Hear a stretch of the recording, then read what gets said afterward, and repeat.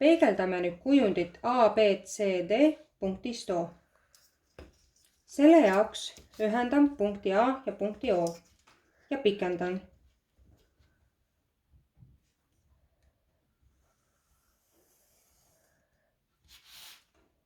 Mul on sirge, mis läbib punkti A ja punkti O.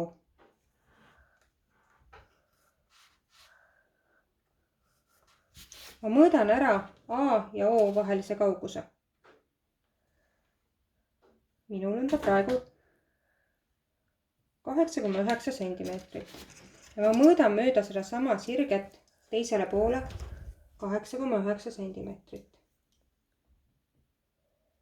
Punkti A peegeldus on seal. See on A'. Täpselt sama asja teen ma punktiga B. Ma tõmban sirge, mis läbib punkti B ja punkti O.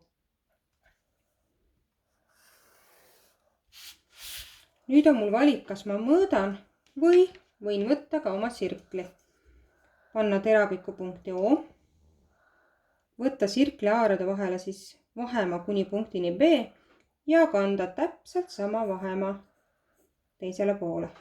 Punktist B kuni siis tekib mul punkt B'. Võtan punktist C sirge. Sirge punktist C läbi punkti O.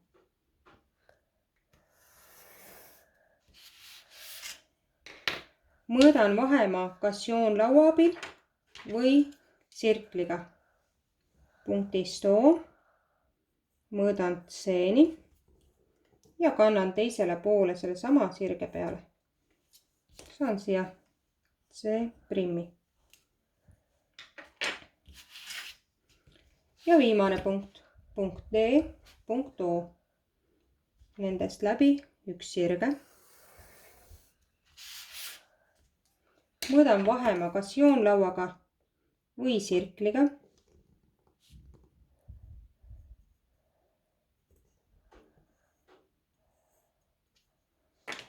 Sain siia punkti D'.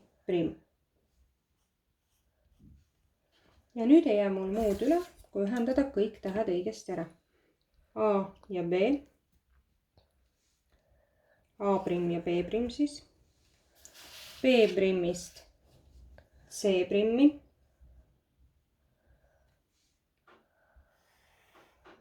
C'-ist D'.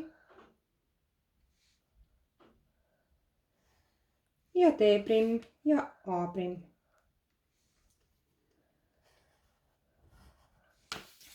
Kui me nüüd võrdleme neid kahte kujundit, siis me näeme, et lisaks sellele, et parem ja vasak pool on vahetunud ka ülemine ja alumine pool.